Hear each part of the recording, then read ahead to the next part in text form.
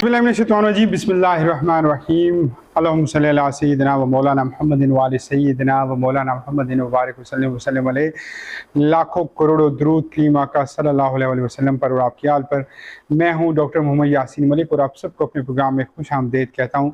नाज़रीन मोहतरम, अटक दिए गल्लां अटक द हीरोज़ में आज जिस हीरोज़ को हमने शिरकत का मौका दिया है, तहसील पिंडी घेप का एक बड़ा बेहतरीन नाम। आप माशाल्लाह मुसन्निफ़ भी हैं, जर्नलिस्ट भी हैं, सोशल वर्कर भी हैं, बेहतरीन किस्म की शायरी भी लिखते हैं आप, और जिसमें हम कह सकते हैं कि छोटे से छोटे और बड़े से बड़े इदारे के साथ आपने काम किया। आप बतौर इंसान कमाल के इंसान हैं, और आज हमारी खुशकिस्मती कि सोशल मीडिया पे SA सभाई और आज हमारे साथ मौजूद हैं। अस्सलाम वालेकुम वरहमतुल्लाह जी। वालेकुम सलाम। ठीक है आप जी, बहुत बहुत शुक्रिया आपका कि आपने मुझे इनवाइट किया। Most welcome. हुजूर वाला ये बताएं कि एक सुपर टैलेंटेड होता है, तो आप सुपर टैलेंटेड तो हैं, ये जो इतनी फील्ड आपने मैनेज की है, ये मैनेज कैसे हुई आपसे? आपने अपना सफ़र का आगाज़ कहाँ से किया और कहाँ से होते होते आज आप यहाँ पे मौजूद हैं? इसमें मैं यही कहूँगा, क्योंकि ज़िंदगी जो है ना जी, इंसान डिफरेंट मराइल से गुजर के आगे बढ़ता है। तो जो पैदाइशी फनकार है ना, जी जी, वो तो मेरे अंदर था ही। ठीक है, आर्टिस्ट। ठीक है, और क्योंकि मेरी पैदाइश जो है वो पेशावर की है, ठीक है, तो मैंने पेशावर का बचपन में पानी पिया है। ठीक है। तो जिसने पेशावर का पानी पी लिया वो आर्टिस्ट बन गया, फनकार बन गया। अच्छा, ठीक वो है? दिलीप कुमार हो या वो फिर चाहे दिलीप कुमार हो, जी, तो चाहे इनसे भी और कोई बड़ा बड़े नाम नाम हो, ठीक है, बहुत बड़े बड़े नाम है उसमें। कवि खान साहब भी शामिल है उसमें। तो मेरा भी सफ़र जो है वो आर्टिस्टिक किस्म का सफ़र है। अब इसमें क्योंकि मेरा जो है, मैंने जब अपना बचपन का सफ़र शुरू किया, तो मेरा तो नाम में भी जो है ना, उसमें भी बहुत बड़ी बड़ी चीज़ें हैं। जी जी, क्योंकि मेरा नाम जो है वो है सहबान आरिफ। अच्छा, ठीक है, सहबान आरिफ ही बाद में सुबहान आरिफ के नाम में बदला। इसी तरह से जब मैंने और सफ़र शुरू किया, तो जब अपना कलमी सफ़र शुरू हुआ, तो मेरा वो शायरी का सफ़र, वो मेरा कलमी सफ़र, सहाफ़ती सफ़र SA सहबाई के नाम से जुड़ गया। उसके बाद फिर जब हमने जवानी में कदम रखा, तो मैं एक फोटोजेनिक चेहरे का मालिक हूँ और आर्टिस्टिक मेरे अंदर खूबियाँ थीं। तो फिर मैंने उस दौर में, क्योंकि हर बच्चे को शौक़ होता है आर्टिस्ट बनने का, तो पहले उन दिनों में एक ड्रामा बड़ा पॉपुलर हुआ था गेस्ट हाउस के नाम। जी जी जी, बिल्कुल बिल्कुल। मसूद ख्वाजा साहब भी थे, जान रैम्बो भी थे उनमें, और बड़े जी, बहुत बड़े बड़े नाम बने। ब्रेक था लोगों के लिए, ब्रेक था। तो मुझे राइटिंग का शौक था, तो मैं लिखता भी था। और मैंने जो अपना शेरी जो है दौर समझ लें, जो शुरू किया था सफ़र, वो मैंने 8वीं जमात से शुरू किया। अच्छा, बतौर आर्टिस्ट? हाँ, अच्छा, बतौर शायर। अच्छा, उसके बाद फिर मैं जब थोड़ा सा, मुझे जो है ना, क्योंकि शायरी तो मैं करता था, लेकिन मुझे उसके औज़ान का इल्म नहीं था। हाँ, कहाँ पे रदीफ है, कहाँ पे काफिया है, कहाँ पे रदीफ है। मेरे अंदर टैलेंट मौजूद था। फिर उस टैलेंट जब ये शोहरा हजरात मिले ना, क्योंकि मुझे इनवाइट किसने किया था, पिंडी घेप की तारीख के एक बहुत बड़े सहाफ़ी गुजरे हैं, KB अजीज साहब। जी जी जी, मुदस्सिर अजीज साहब के वालिद, मुदस्सिर अजीज के वालिद हैं। तो मुझे सहाफ़त में इंट्रोड्यूस करने वाले KB अजीज साहब। अब KB अजीज साहब ने मुझे जो है ना, उन्होंने मेरे टैलेंट को भांप लिया था शायरी के हवाले से।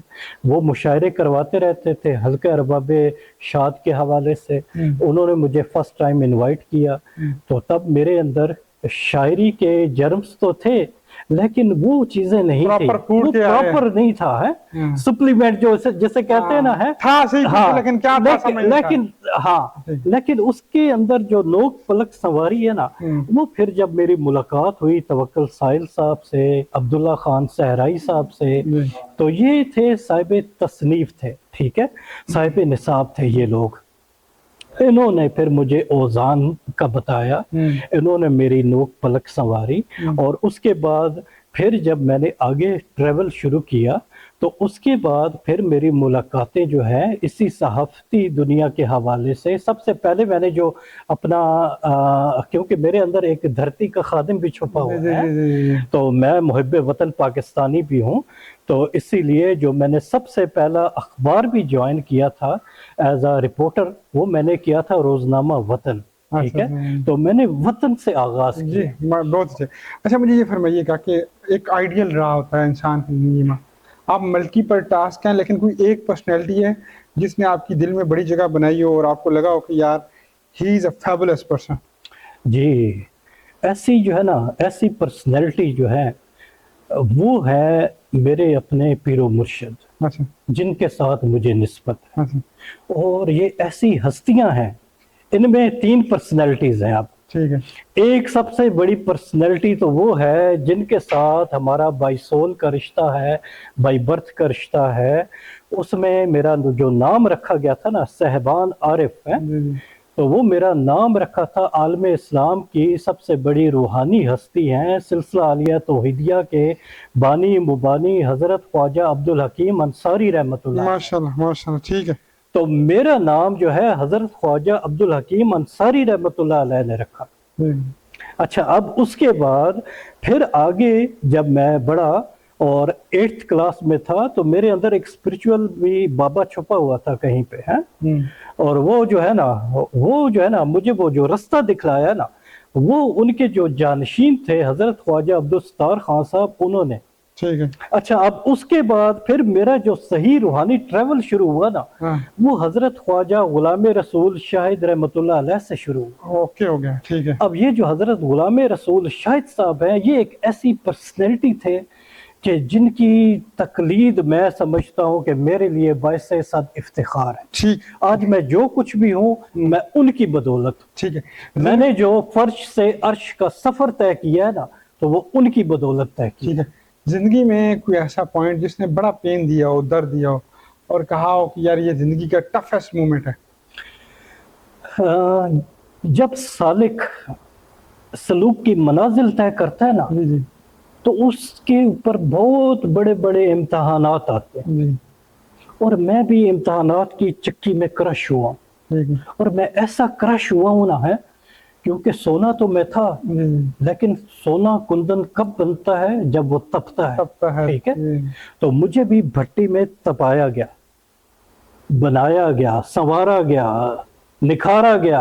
اس کے بعد جا کے پھر مجھے اپنی ایبلٹیز کا پتہ چلا کہ میری جو منزل ہے وہ کیا ہے.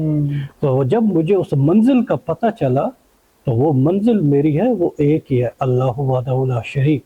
لیکن اس راہ کے اندر یہ جو زندگی کا سفر ہے، اس میں بڑے پیچ و خم آئے ہیں، اور اس میں جو زندگی کا تلخ ترین لمحہ، ایسے لمحات بھی آئے ہیں کہ جب میرے اندر اتنی ایبلٹیز تھیں کہ میں ایٹ اے ٹائم ایک بہترین رائٹر بھی تھا، میں ایٹ اے ٹائم ایک بہترین سوشل ورکر بھی تھا، میں ایٹ اے ٹائم ایک بہترین موٹیویشنل سپیکر بھی تھا، میں ایٹ اے ٹائم لوگوں کو گائیڈ بھی کر سکتا تھا، ایک ٹیچر بھی تھا، اور ایک میں جن لوگوں کے برانڈز کو پروموٹ کرتا ہوں انہیں جب کروڑوں اربوں تک میں پہنچا سکتا ہوں. تو میری اپنی زندگی ایسی کرشڈ ہوئی امتحانات کے اندر ہے کہ اس میں مجھے ایک ٹائم ایسا بھی گزرا کہ مجھے اپنی بیگم کے زیورات بھی بیچنے پڑ گئے. کہ زندگی کا ایک ایسا بھی دور گزرا. اس کے بعد وہ ایک لمحات ایسے بھی تھے کہ ایک طرف تو مجھے خدائی انعامات دکھائے جا رہے تھے، دوسری طرف یہ دنیاوی چکر تھے، تیسری طرف میں خود فیملی کے چکروں میں الجھا ہوا تھا، چوتھی طرف میں یہ بھی چاہتا تھا کہ میں اپنی فیملی کو بوسٹ کروں، اور میں کیونکہ میرے اندر ایبلٹیز ہیں، میں سب کے اوپر چھا سکتا ہوں، میں دنیا کے اوپر راج کر سکتا ہوں، تو میں کیوں ایسے پڑا ہوا ہوں. ٹھیک ہے. تو وہ ایسے لمحات تھے کہ جب میں اندر سے ٹوٹا تھا اس وقت، اور اس وقت میں نے دل سے پھر دعا کی تھی اللہ کے حضور کہ اللہ تعالیٰ امتحانات اتنے ہی ڈال جتنے ہم برداشت کر سکیں. اچھا، یہیں پہ یہ ایک اور سوال ہے کہ your happiest moment in life? میرا سب سے ہیپیسٹ مومنٹ جو ہے نا جی، जिंदगी का सबसे ज्यादा हैप्पीएस्ट मोमेंट जो है ना, वो ये है कि अल्हम्दुलिल्लाह जो मेरा सफर शुरू हुआ ना फर्श से, जब वो अर्श तक पहुंचा ना है, और फिर जब मेरे ऊपर ज़मानो मकान ला मकान की गुत्थियां खुली ना है, और फिर मेरी मुलाकातें जो हुई ना उन हस्तियों के साथ और उस पाक परवरदिगार के साथ, तो वो मेरा हैप्पीएस्ट मोमेंट है, वो मेरी जिंदगी का हासिल वसूल है। और उसके बाद अब मेरा दिल ही नहीं करता, ना सहाफत में दिल करता है, ना सकाफत में दिल करता है, ना सियासत में दिल करता है, किसी चीज में मेरा दिल ही नहीं करता। अब मेरा रिश्ता नाता जो है ना वो तस्बीह के साथ। लेकिन मेरी जो तस्बीह है वो उन आम लोगों से हट के है, क्योंकि मुझे जो है ना अल्लाह का रंग रूप जो है वो मखलूक के अंदर भी नजर आता है, वो मुझे हर खूबसूरत चीज के अंदर भी नजर आता है और बदसूरत चीज के अंदर भी नजर आता है। तो मैं जब बदसूरती को देखता हूँ, जब अजाबों को देखता हूँ, तो मैं उससे माफी तलब करता हूँ। और जब मैं खूबसूरती को देखता हूँ, अच्छे लोगों को देखता हूँ, अच्छे चेहरों को देखता हूँ, अच्छे नज़ारे देखता हूँ, तो फिर भी मुझे अल्लाह याद आता है और सुभान अल्लाह अल्हम्दुलिल्लाह अल्लाह अकबर कहने को जी चाहता है। और फिर मेरा दिल करता है कि मैं अपने मन में डूब जाऊं। और उसके बाद जब मैंने वो जहान पाया जहाँ पे एक मेरी ज़ात और एक खुदाए वादा शरीक की ज़ात के सिवा कुछ भी ना था, तो मुझे तो वो वाला जहान पसंद आया, मुझे तो ये जहान पसंद ही नहीं। अब मैं, क्योंकि अब हमारा पहले सेगमेंट का वक्त खत्म हो जाता है नाज़रीन, मतलब हमें छोटे से ब्रेक का टाइम दीजिएगा, हम वापस आते हैं तो हम पंजाबी में डिस्कस करेंगे। और अटकी पंजाबी जो है वो तुसा सारा पता भी अड्डा एक ले जाइए जा प्यार मोहब्बत आला सराइकी हो पंजाबी, हम मिक्स करके 3-4 ज़ुबानें जो हैं अपनी अटकी ज़ुबान में बोलते हैं, तो एक जैब है। और JAP जैसे उन्होंने फरमाया कि आप मुझे सहाफत में मज़ा नहीं आता, वो कहते हैं ना जो अल्लाह का हो जाता है उसे अल्लाह अपना बना लेता है, तो फिर उसको कहीं भी मेरे अलावा मज़ा नहीं आता।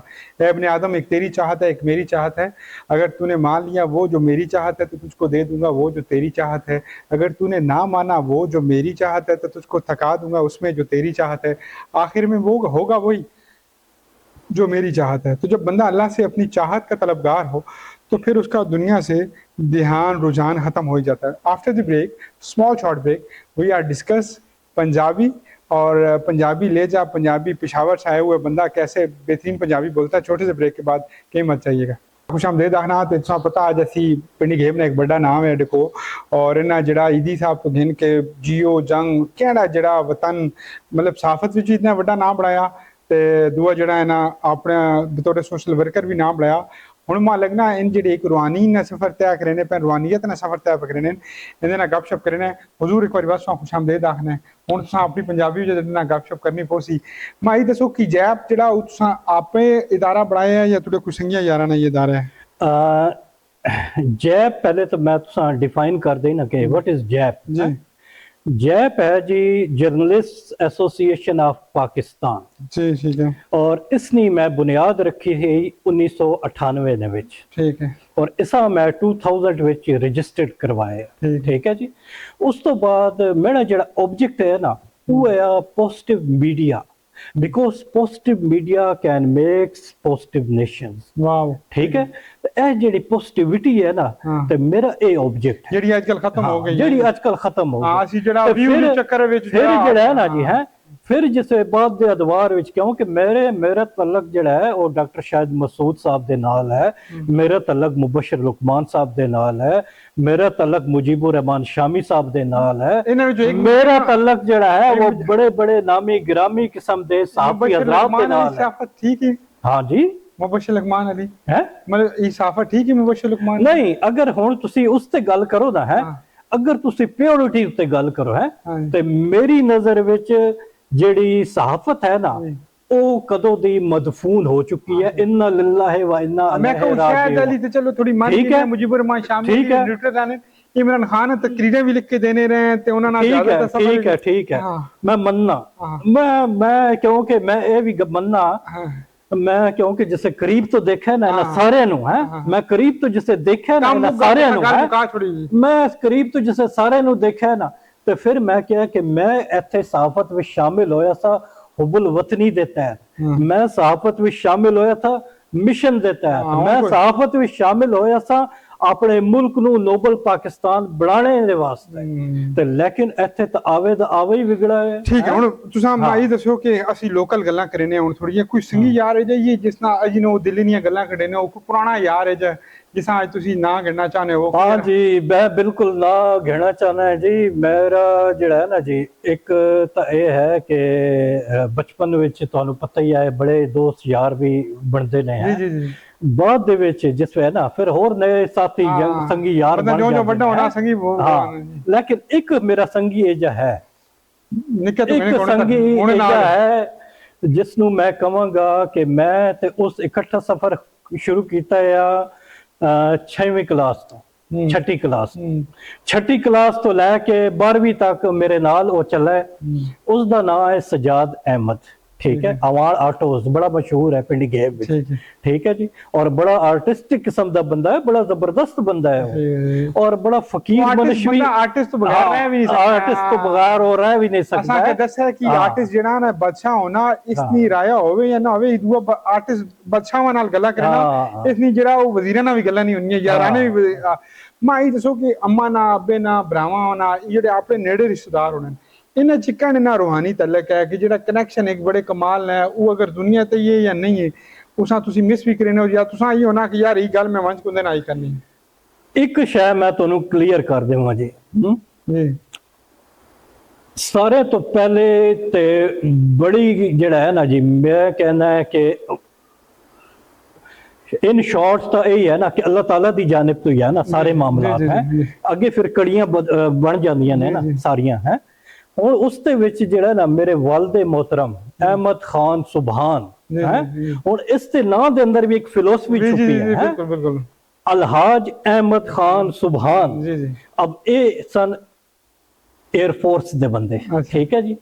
इन्हां दी मुलाकात हुई सी स्क्वाड्रन लीडर अपना गुलाम रसूल शाहिद साहब नाल भी, इन्हां दी मुलाकात हुई सी हजरत ख्वाजा अब्दुल हकीम अंसारी साहब नाल भी, फिर वो साडा एक रूहानी सिलसिला बन गया शुरू होगा, ठीक है। क्योंकि मेरे वालिद मोहतरम उत्थे बैत सन सिलसिला अलियत तौहीदियत ते फिर मैं जेड़ा ना ओदे दे थ्रू उत्थे सिलसिले च शामिल होया। उस तो बाद जाके फिर जो हजे तक मेरे सारे भाई खानदान खिश कबीला सारे सिलसिला अलियत तौहीदियत हैं।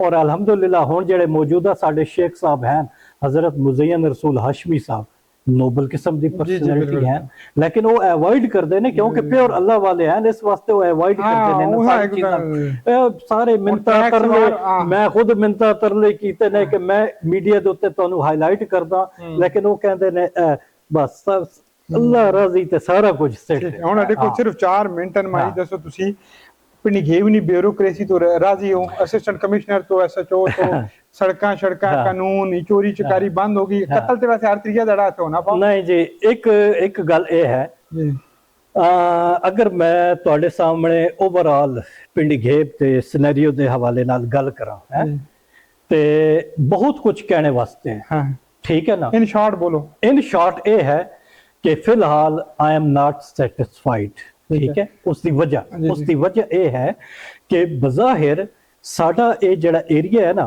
है यह भी है फ्यूडलिज्म का शिकार, ठीक है। इत्थे भी सारे मलक चौधरी बरादरान वडेराइज्म वही सारा निज़ाम इत्थे चल रहा है। लेकिन हुण अगर मैं कंपेयर करा ना अपने ना मलकान दा बाकी मलकान दे नाल है ते अल्हम्दुलिल्लाह मेरे ये मलकान बेहतरीन मलकान है, चौधरी बेहतरीन चौधरी है, खान बेहतरीन खान है। लेकिन ये है कि इन्हां दी अहमियत भी तां तक रहेगी कि अगर इन्हां ने हुण ये नई जनरेशन नूं, क्योंकि नई जनरेशन जिहड़ी है ना वो तो रिजल्ट मंगदी है, ठीक है। उसनू नहीं पता कि ये फलाने खान की ने ते चौधरी की ने ते मलक की ने, उन्होंने तो ये पता है कि ये अगर कच्चा रोड जा रहा है ना तो ये पक्का क्यों नहीं होया तो इसका जिम्मेदार कौन है। अगर ये ऐसी काम इत्थे सही नहीं कीता ना है तो फिर जेड़ा यही होएगा कि जेड़े है ना नए हुण साडे बच्चे आ रहे ने मीडिया फील्ड विच है हजे तो ये भी इन्हां नूं गाइडलाइन की जरूरत है, जिस वे इन्हां नूं प्रॉपर गाइडलाइन मिलेगी तो फिर देखियो कि ये सारे हैं ਸਾਡੇ ਜਿਹੜੇ ਨਾ ਆਵਾਮੀ ਸਰਵੈਂਟਸ ਜੀ, ਹੈ, ਜੀ, ਠੀਕ ਹੈ, ਜੀ। ਤੇ ਇਹਨਾਂ ਦਾ ਫਰਜ਼ ਬਣਦਾ ਹੈ ਜੀ। ਕਿ ਅਗਰ ਏਸੀ ਸਾਹਿਬ ਹਨ, ਇਹਨਾਂ ਏਸੀ ਸਾਹਿਬ ਦੇ ਬੜੇ ਅੱਛੇ ਕੰਮ ਵੀ ਹਨ, ਮੈਂ ਇਹ ਨਹੀਂ ਕਹਿੰਦਾ ਕਿ ਸਾਰੇ ਇਹ ਜਿਹੇ ਹਨ, ਅੱਛੇ ਕੰਮ ਵੀ ਹਨ, ਔਰ ਅਗਰ ਏਸੀ ਸਾਹਿਬ ਸਹੀ ਮਾਨੇ ਦਿਲਚਸਪੀ ਲੈਣ ਪਿੰਡੀ ਗੇਬ ਦੇ, ਤੇ ਮੈਂ ਕਹਿੰਦਾ ਪਿੰਡੀ ਗੇਬ ਜਿਹੜਾ ਨਾ ਇਹ ਸੋਨੇ ਦੀ ਚਿੜੀ ਹੈ, ਇਹ ਸਵਰ ਸਕਦਾ ਹੈ। ਜੀ। ਜਿੱਥੋਂ ਤੱਕ ਤਲਕ ਹੈ ਥਾਣੇ ਕਚਹਿਰੀ ਦਾ ਹੈ, ਜੀ। ਤੇ ਮੈਂ ਜਿਹੜਾ ਨਾ ਜੀ ਇਹ ਆਪਣਾ ਡੀਐਸਪੀ ਸਾਹਿਬ, ਐਸਐਚਓ ਸਾਹਿਬ, ਇਹ ਵੀ ਬੜੇ ਅੱਛੇ ਨੇ, ਅੱਛੇ ਰੋਲ ਪਲੇ ਕਰ ਰਹੇ ਨੇ ਆਪਣੀ ਜਗ੍ਹਾ ਤੇ। ਹੁਣ ਅਗਰ ਮੈਂ ਆਪਣੇ ਐਮਐਨਏ ਐਮਪੀਜ਼ ਦੀ ਤਰਫ ਜਾਵਾਂ ਤੇ ਇਹ ਗ੍ਰਾਮਜ ਤਾਂ ਬਹੁਤ ਅੱਛਾ ਰੋਲ ਪਲੇ ਕਰ ਰਹੇ ਨੇ, ਲੇਕਿਨ ਸਾਨੂੰ ਅਫਸੋਸ ਇਸ ਗੱਲ ਦਾ ਹੁੰਦਾ ਹੈ ਕਿ ਜਿਸ ਵੇ ਸ਼ਹਿਰ ਵਿੱਚ ਅਸੀਂ ਦੇਖਦੇ ਹਾਂ ਨਾ, ਤੇ ਸਾਡਾ ਤਾਂ ਇੱਕ ਜ਼ਫਰ ਚੌਕ ਤੋਂ ਲੈ ਕੇ ਨਾ ਤੇ ਕਮੇਟੀ ਚੌਕ ਤੱਕ ਇੱਕ ਰੋਡ ਹੀ ਅਗਰ ਦੇਖੋ ना है तो क्योंकि असल तो उससे गुजरना है, मैं अगर इस्लामाबाद तो भी आना है तो मैं तो उत्थे ही गुजरना है, मैं जिससे तकना है तो फिर मेरा दिल तो कुड़ना है कि यार ये पिंडी गेब दी हालत है। तो इस वास्ते साडे ना मलकान नूं भी चौधरियां नूं भी इन्हां सारियां नूं ये चाहिदा है कि अगर तुसां ने नेक्स्ट टाइम वोट लेने हैं तो फिर तुहानू ਜਿਹੜਾ ਨਾ ਆਵਾਮ ਦੀ ਖਿਦਮਤ ਕਰਨੀ ਪਏ। ਅੱਛਾ ਠੀਕ ਹੈ, ਹੁਣ ਇਹ ਵੀ ਡਿਬੇਟ ਹੈ ਕਿ ਕਿਆ ਵੋਟਾਂ ਗਿਣ ਕੀ ਆਨੇ ਅਸੈਂਬਲੀਆਂ ਵਿੱਚ ਆ ਹੀ ਰਹਿਣੇ ਨੇ ਆਪਣੀ ਮਰਜ਼ੀ ਨਾਲ ਨਾ ਵੋਟਾਂ ਲੋੜ ਵੀ ਜਾਂ ਨਹੀਂ ਲੋੜ। ਦੋ ਸਵਾਲ ਤੁਹਾਡੇ ਕੋਲ ਆਖਰੀ, ਅਗਰ ਤੁਹਾਡੇ ਵਸੇ ਵਿੱਚ ਹੋਵੇ ਪਿੰਡੀ ਗੇਬ ਨਹੀਂ ਤਕਦੀਰ ਨਾਲ ਫੈਸਲਾ ਹੈ, ਇੱਕ ਕੰਮ ਕਿਹੜਾ ਜਿਸ ਵਕਤ ਤੁਸੀਂ ਦਾ ਦੜਿਆ ਵਿੱਚ ਕਰੇ ਸੋ ਵੀ ਯਾਰ ਇਹ ਤੇ ਕਰਨਾ ਹੀ ਕਰਨਾ ਚਾਹੀਦਾ, ਇੱਕ ਕੰਮ ਜਲਦੀ ਨਾ ਸੋਚਾਂ। ਇੱਕ ਕੰਮ ਇਹ ਹੈ ਜੀ, ਅਗਰ ਮੈਨੂੰ ਇਖਤਿਆਰ ਮਿਲੇ ਨਾ ਤੇ ਫਿਰ ਮੈਂ ਤਾਂ ਪਿੰਡੀ ਗੇਬ ਵਿੱਚ ਯੂਨੀਵਰਸਿਟੀ ਦੇ ਹੱਕ ਵਿੱਚ ਆਵਾਂ, क्योंकि अगर इत्थे एजुकेशन के उत्ते फोकस किया गया ना और अच्छी जनरेशन जड़ा ना वो बूस्ट अप की गई ना तो फिर पिंडी घेब की तकदीर भी बदल जाएगी, अच्छे लोग आएंगे तो सारे निजाम भी सवर। आखिरी सवाल तेरे को, अड्डे सिंगी यार वेखने पैन पिंडी घेब विच ना इंडस्ट्री लगी, बहुत सारे मामलात खराब हैं, तुसी सहाफत भी की, तुहाडी जिंदगी ना निचोड़ ਜਿਹੜਾ ਪਿੰਡੀ ਗੇਬ ਨਹੀਂ ਬਿਹਤਰੀ ਵਾਸਤੇ ਤੁਸੀਂ 5 ਲਾਈਨਾਂ ਚ ਡਿਸਕ੍ਰਾਈਬ ਕਰ ਸਕੋ। ਪਿੰਡੀ ਗੇਬ ਜਿਹੜਾ ਹੈ ਨਾ ਜੀ, ਇਸ ਦੇ ਨਾਲ ਤਾਂ ਸੋਤੇਲੀ ਮਾਂ ਜੈਸਾ ਸਲੂਕ ਹੋਇਆ। 123 ਸਾਲਾ ਪੁਰਾਣੀ ਤਹਿਸੀਲ ਹੈ, ਲੇਕਿਨ ਜਿਹੜਾ ਵੀ ਆਇਆ ਲੋਲੀਪੌਪ ਦੇ ਕੇ ਗਿਆ ਜੀ ਪਿੰਡੀ ਗੇਬ ਨੂੰ ਜ਼ਿਲ੍ਹਾ ਬਣਾਵਾਂਗੇ, ਲੇਕਿਨ ਜ਼ਿਲ੍ਹਾ ਬਣਾਇਆ ਕੋਈ ਨਹੀਂ ਹੈ। ਉਸ ਦੀ ਮੇਨ ਰੀਜ਼ਨ ਇਹੀ ਹੈ ਕਿ ਅਗਰ ਜ਼ਿਲ੍ਹਾ ਬਣਦਾ ਹੈ ਤੇ ਸਭ ਤੋਂ ਜ਼ਿਆਦਾ ਟੈਕਸਿਸ ਜਿਹੜੇ ਇਹਨਾਂ ਮਲਕਾਨ ਨੂੰ ਦੇਣੇ ਪੈਂਦੇ ਨੇ ਹੈ, ਕਿਉਂਕਿ ਇਰਦ ਗਿਰਦ ਸਾਰੀ ਇਹਨਾਂ ਦੀ ਜ਼ਮੀਨਾਂ ਹਨ। ਤੇ ਇਸ ਵਾਸਤੇ ਪਿੰਡੀ ਗੇਬ ਮੌਜੂਦਾ ਦੌਰ ਦੀ ਸਭ ਤੋਂ ਇਸ ਨੂੰ ਜ਼ਿਲ੍ਹਾ ਬਣਾਉਣਾ ਵਕਤ ਦੀ ਅਹਿਮ ਤਰੀਨ ਜ਼ਰੂਰਤ ਹੈ। ਸੈਕਿੰਡ ਇਹ ਹੈ ਕਿ ਪਿੰਡੀ ਘੇਬ ਨੂੰ ਅਟਕ ਕੋਲੋਂ ਅਲੱਗ ਕਰੋ ਹੈ ਤੇ ਪਿੰਡੀ ਘੇਬ ਨੂੰ ਰਾਵਲਪਿੰਡੀ ਦੇ ਨਾਲ ਅਟੈਚ ਕਰੋ, ਕਿਉਂਕਿ ਸਾਡਾ ਰੂਟ ਹੀ ਜਿਹੜਾ ਹੈ ਨਾ ਉਹ ਰਾਵਲਪਿੰਡੀ ਇਸਲਾਮਾਬਾਦ ਹੈ, ਅਟਕ ਨਹੀਂ ਹੈ। ਇਸ ਵਾਸਤੇ ਮੈਂ ਇਹ ਮੁਤਾਲਬਾ ਕਰੂੰਗਾ ਗਵਰਨਮੈਂਟ ਆਫ ਪਾਕਿਸਤਾਨ ਦੇ ਨਾਲ, मोहतरमा मरियम नवाज साहब को मैं ये मुतालबा करांगा कि पिंडी घेब नूं जिला बनाओ ते रावलपिंडी दे नाल अटैच कर दो ते बेहतरीन जेड़ा ना सर्वाइव करेगा। Thank you so much, Yoram. Thank you so much. Such an amazing conversation with the great man S.A. Sabhai, और he is a great conversation. और इनको आपने देखा कि जर्नलिस्ट आप इनकी 3-4 शोबे, और हमारे पास क्योंकि वक्त बड़ा कम होता है, हज़ारों सवाल रह गए, लेकिन एक बड़े अच्छे हीरो से आज हमने आपकी मुलाकात कराई। ज़रा नम हो तो ये मिट्टी बड़ी ज़रखेज़ है साकी, और ऐसा शख्स जिन्होंने अपनी CV के अंदर as a journalist, as a social worker, motivational speaker, as a शायर तो आमद ही होती है, और तो कोई नहीं बंदा शायरी कर सकता, आप जितनी मर्जी कोशिश कर लें। तो हम इनको ट्रिब्यूट भी पेश करते हैं अपनी जानिब से, अपनी टीम की जानिब से। खैराज तहसीन के लायक है ये। मुझे दीजिए इजाज़त, अगले मेहमान में अटक दिए गल्ला अटक दी हीरोज़ के साथ दोबारा हाजिर खिदमत होती हूँ। तब तक के लिए अल्लाह ने